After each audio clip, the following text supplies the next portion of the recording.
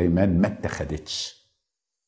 خد 72 شيخ يعرفوا عبري ويوناني وخدهم وسافر لمصر وقال هدي كل واحد سفر من الأسفار رق من الرقوق علشان يترجموا من العبري لليوناني وحطوا كل واحد في بلد، ما حطهمش مع بعض. لو اديت فلان ده سفر التكوين اديه للتاني في فلان واقارن الترجمة. لو كانت الترجمة تختلف يبقى بيضحكوا عليا.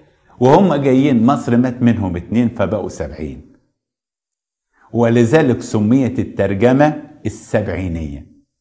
الترجمة السبعينية ده اللي هو الكتاب المقدس العهد القديم باللغة اليونانية، ناقصة بعض الأسفار ما كانش خدها، كانت موجودة في رواق سليمان، فأصبحت الترجمة ناقصة. الترجمة